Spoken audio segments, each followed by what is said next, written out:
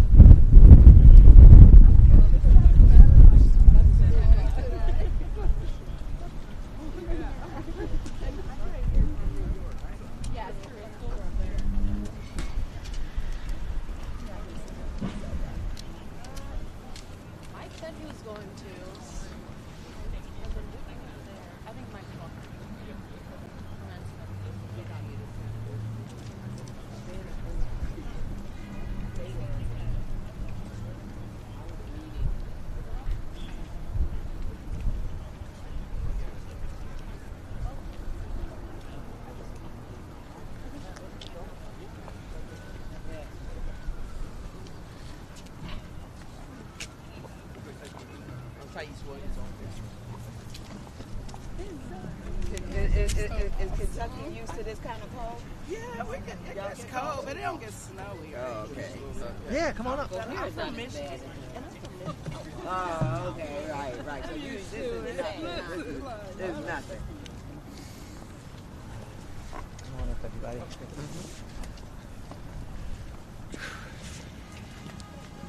All right.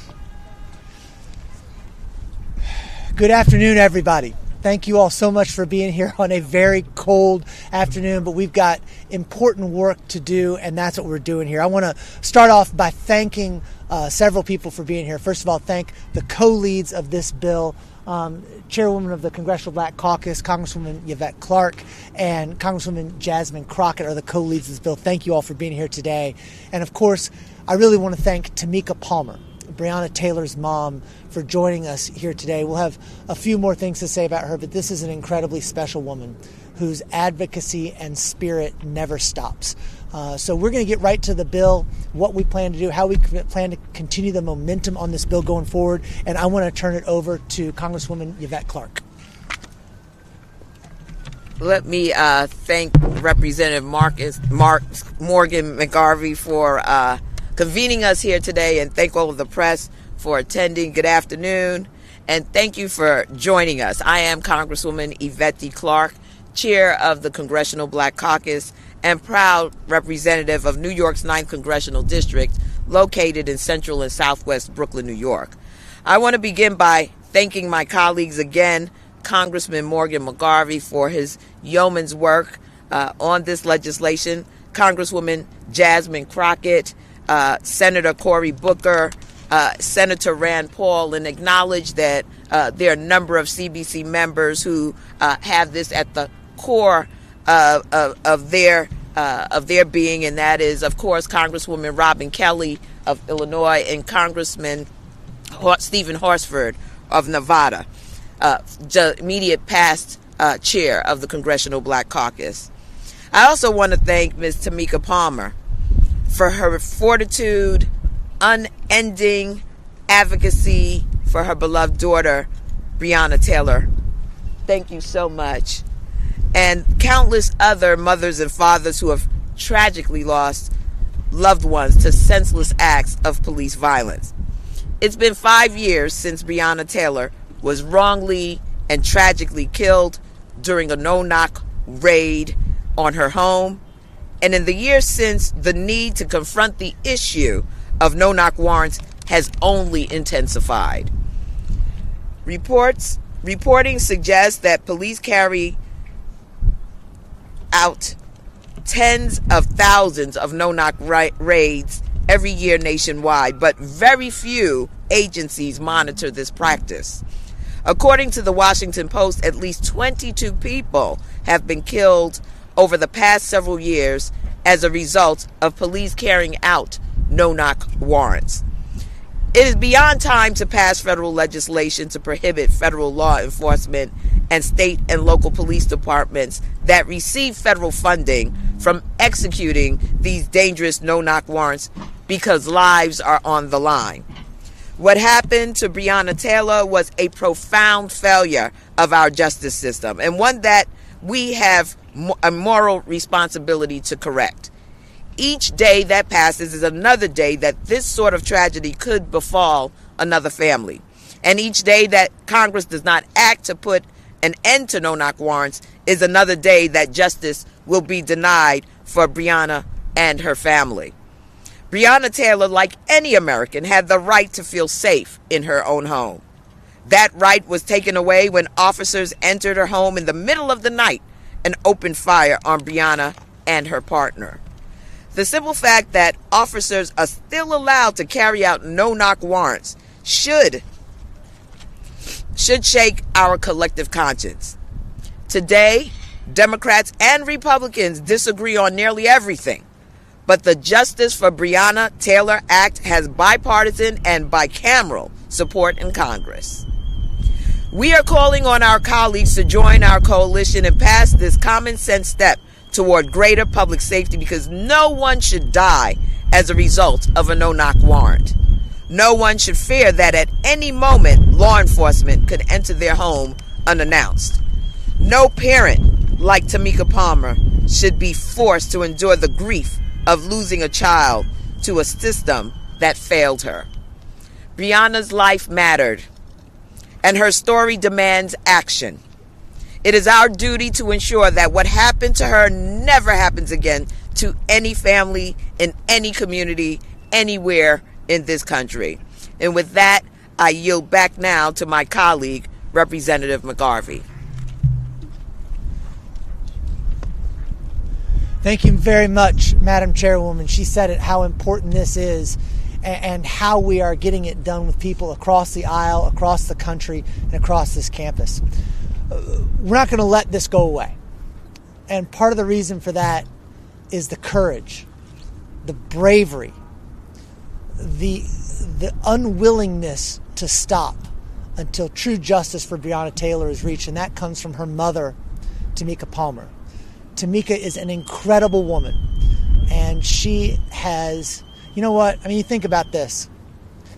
You can't imagine what this is like unless you've had to endure it. And I wouldn't blame anybody who goes through this from curling up into a ball in their house and not coming out.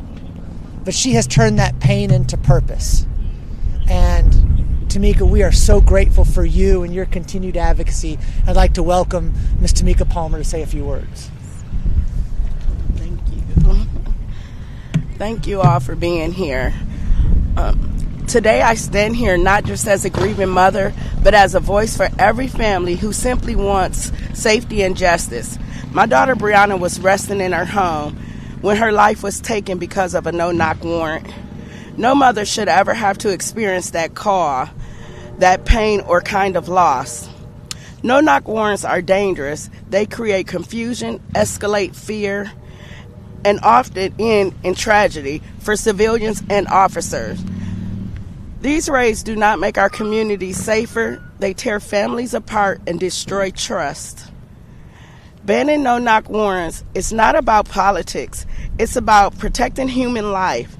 It is about ensuring that what happened to Breonna never happens again to another daughter, son, or family.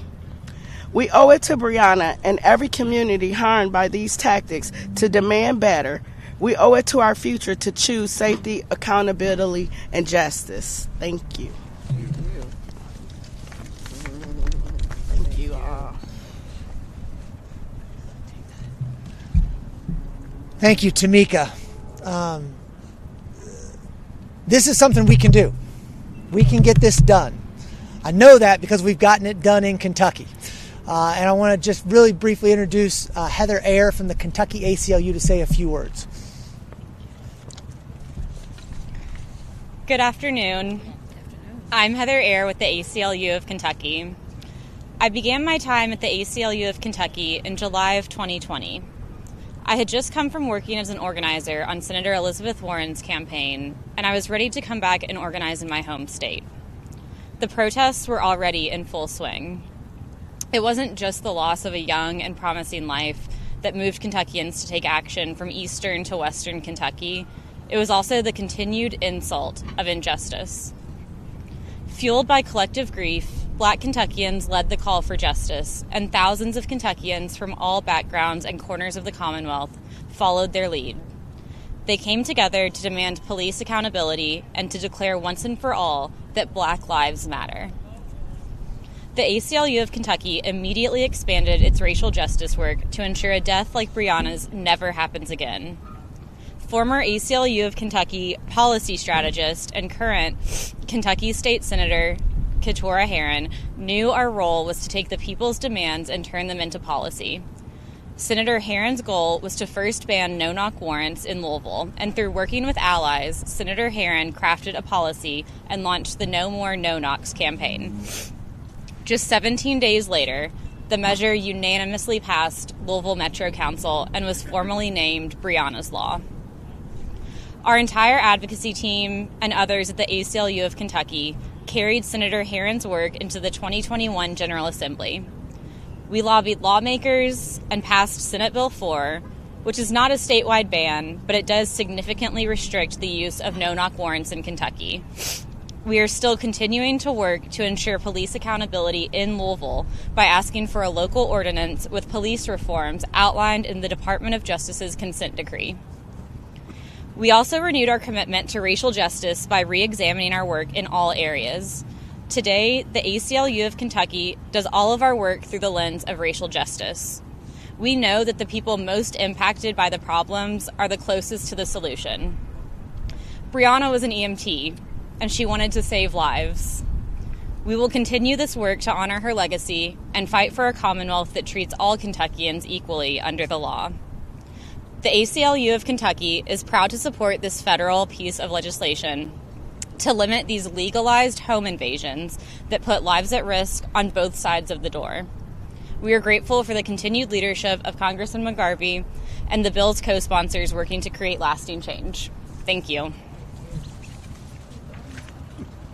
Thank you, Heather. I'd also like to thank and recognize Congressman Jonathan Jackson and Congresswoman Rashida Tlaib for coming. Appreciate you all being here. And introduce now a fighter for justice, my friend, my classmate, Representative Jasmine Crockett.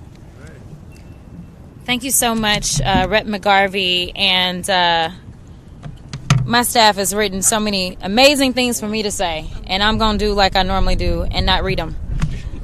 What I have to say is there's an old adage that says that if a tree falls in the forest, do you hear it if nobody's there? I'm here to tell you that when we lost Breonna Taylor, we absolutely heard it and we felt it. It felt like an earthquake. You see, Tamika does not know fully the impact, and I don't think she'll ever know the impact of her daughter's life on this country. But at the time, if we go back to March of 2020, when I was still a young lawyer in my mind, and I was practicing law, and I somehow was running for the state house, I had just made it to my runoff. And the next thing you know, they're saying that COVID is coming in. But then the next thing you know, Breonna Taylor is killed. Breonna Taylor then is killed and people started hitting the streets. So I did what I've always done in my civil rights role, is I hit the streets as well. I wanted to make sure that protesters' rights were not going to be violated. And so as we walked through the streets and we said her name, because there were a lot of people that would not say her name and did not want to look out for getting any kind of justice for her, that is what I was doing, is I was in the streets. And here it was, we go through, we're fighting in the streets. That was March of 2020. By May of 2020, we had another person that had been killed at the hands of law enforcement by the name of George Floyd. You see, that was a summer of action for so many, but the question was, would that action continue? Would we turn this moment into a movement, or would we let everything die with their precious souls? The answer for me was no. So interestingly enough, I finished out my race and I actually won, and I ended up in the Texas State House. There's a bill that I filed as soon as I got there. It was called Breonna's Law. Now y'all know this is down in Texas. So y'all know things are a little interesting in Texas. But let me tell you that even in Texas, even as a freshman civil rights attorney that was doing this because it was the right thing to do, it passed out of our committee with bipartisan support. Unfortunately, they never put it on the floor for a vote, but it would have passed because we have the support of law enforcement. We have the support of activist organizations. This is about what good legislation looks like. And that's what it is. This is about saving lives. Let me tell you something. When a no-knock warrant is actually executed, I don't know how many of y'all really understand how this works. As somebody who's also done criminal defense, a knock warrant ain't nothing. All it is police. That's all it is. That's it.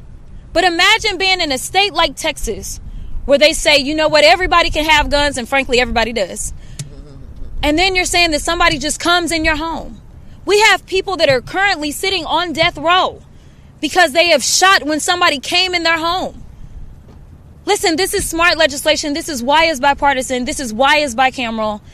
And all we're asking people to do is get behind it. It is time for us to set aside our differences and do what we all say we want to do, which is to make sure that we are all going to be safe, whether we are on the streets or in our homes.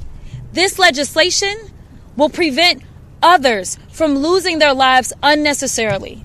Breonna should be here. We shouldn't be having this conversation, but we are, because her mama refuses to give up on her daughter. No mother should have to go through what she's went through. But the reality is that God has got her. And that is why she is standing with us today. So I ask you, wherever you are, make sure you call your representative, make sure you call your senators and tell them to sign on to this smart legislation. It is time for us to get smart about legislation, especially in D.C. Thank you. Amen. Thank you all again for being here. We have a few more people who showed up. Congresswoman Nikema Williams, Congresswoman Bonnie Watson Coleman, Congresswoman Joyce Beatty. Thank you also. Thank you all so much. I got her earlier. Thank you. 2,096 days. 2,096 days since Breonna Taylor was murdered in the middle of the night. 2,096 days since Tamika Palmer had her daughter. 2,096 days that Tamika Palmer has been fighting for justice for her daughter. 2,096 days we are all still fighting for justice for Breonna Taylor. 2,096 days our community still hurts. We still grieve this loss. Why did it happen? Breonna Taylor was killed in the middle of the night on a warrant that was falsified. She was never charged with a crime, nor was she convicted of a crime. A falsified warrant. And Breonna Taylor was just 26 years old. 26 years old and filled with fun and light and hope and life. Someone who loved the holidays, which makes this time especially hard because she would love here. 2,096 days. And we are still looking for justice. Tragically, this wasn't an isolated incident. Not even in Louisville. The Department of Justice came in and found in Louisville this was a pattern in practice. But this doesn't just happen in Louisville, Kentucky. This happens in communities across this country. Look at a no-knock example. Houston, Texas, Rep. Crockett. Houston, Texas in 2019, there was a no-knock warrant that led to a gun battle, left a man and woman dead, 4 officers shot. And guess what? The warrant was falsified. In Minneapolis, 22-year-old Amir Locke, he was shot. Body camera showed that he wasn't even the target of the investigation and he was asleep on a couch. In Killeen, Texas, Marvin Guy was sleeping when officers smashed in the window. So, of course, what did he do? He didn't know what was going on. He returned fire, killing one of the police officers and wounding 3. Port Allen, Louisiana. It took a judge 30 minutes to sign off on a no-knock warrant that led police to a hotel room. They burst in and they killed a man in front of his fiancée. There is nothing about no-knock warrants that keeps anyone safer. No-knock warrants do not keep our communities safer. They do not keep police officers safer. We know they can be deadly. And that's why in Kentucky, we did something about it. In Louisville, Kentucky, we passed a no-knock warrant ban. Passed unanimously, 26-0.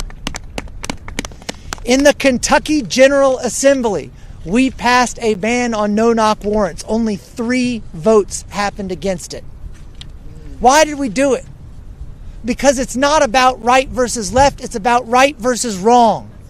This is a policy that does not work for anybody, and it's why we can come together and end it. And guys, if we can do this in Kentucky, we can do this all across the country. We can keep people safe. We can keep law enforcement officers safe. We can keep communities safer. We can come together with this legislation and do the right thing. Nothing we do here today will bring Breonna Taylor back. For 2,096 days, we've been without her. But let's not go one more until we have the justice she deserves and the safety everyone in this country deserves. Thank you all so much for being here. Thank you.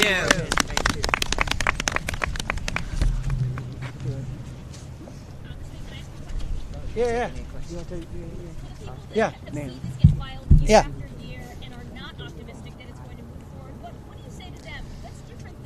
We have momentum. We have momentum right now. We are adding co-sponsors. We have a Republican co-sponsor in the House for the first time ever. We have Republican and Democratic co-leads in the Senate. This is one where we continue the momentum. We are continuing to get the message out there. And I think every time we talk about this, we get more support. Yeah. Thank you, guys. Thank you.